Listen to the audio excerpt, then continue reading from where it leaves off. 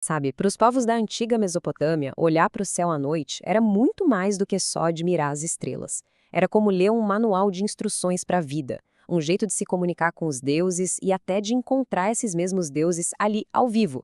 Então, vamos entender como as estrelas simplesmente moldaram uma civilização inteira. E para começar, vamos direto na ideia mais poderosa de todas. Olha que impressionante. O próprio sinal para Deus, na escrita cuneiforme, era o desenho de uma estrela.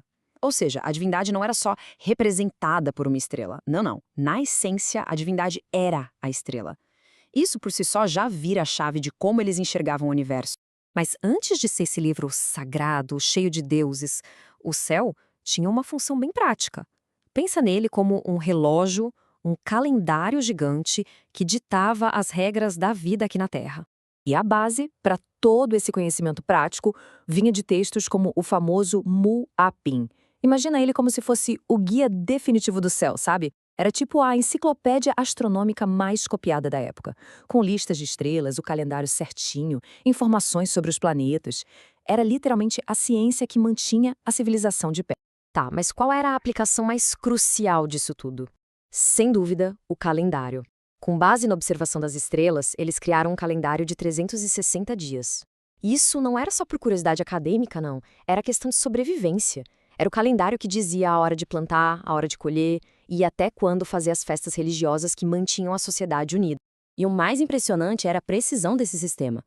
O mulapim marcava os pontos-chave do ano, os solstícios e equinócios, cravados no dia 15 dos meses 1, 4, 7 e 10. Isso criava uma rotina super previsível, transformando o caos das estações numa ordem quase matemática. O céu era de verdade a base da ordem aqui na Terra. Só que o céu era muito mais do que um relógio. Pensa bem, se as estrelas eram deuses, então os movimentos delas, bom, eram a linguagem dos deuses. O céu era um sistema de comunicação, quase em tempo real. E aqui está o ponto central. Para os mesopotâmios, nada no céu acontecia por acaso. Um eclipse, um círculo em volta da Lua, a posição de um planeta, tudo era uma mensagem, um presságio. Era a forma que os deuses tinham de avisar o que ia acontecer com o reino e, principalmente, com o rei. O mais legal é que existia uma lógica por trás disso.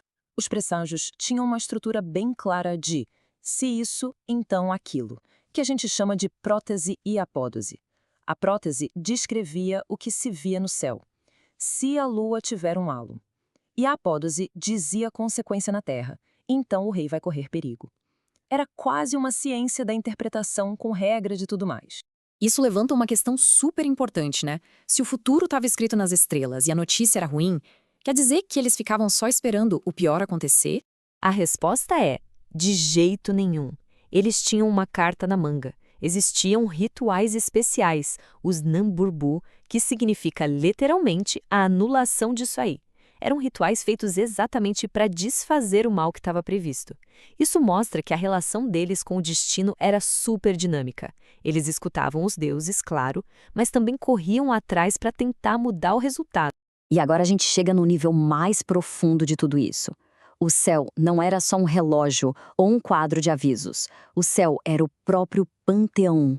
Era o lugar onde os deuses viviam e apareciam para todo mundo ver. Para a gente entender isso, a gente precisa dar uma olhada na palavra Acadia Kakabu. A gente traduz como estrela, mas para eles o significado era, nossa, muito maior, muito mais poderoso. Não era só um pontinho de luz fixo no céu, não.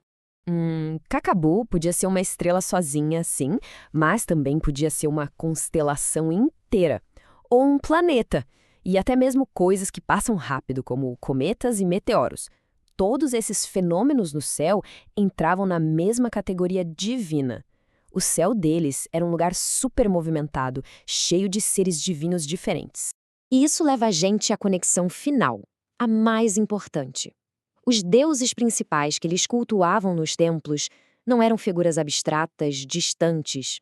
Eles eram as manifestações reais, visíveis, dos corpos celestes que eles viam toda a santa noite.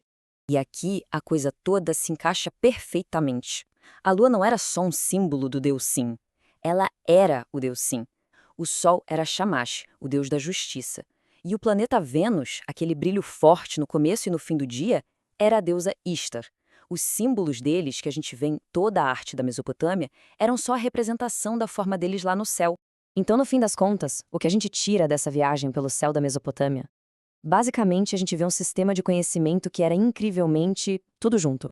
O ponto principal é esse. Para eles, não tinha essa divisão entre ciência e religião, ou entre o que é prático e o que é divino. O céu era, ao mesmo tempo, um relógio para a agricultura, um canal de papo reto com os deuses e a própria casa e o corpo desses deuses. Era um sistema único que amarrava todos os pontos da vida.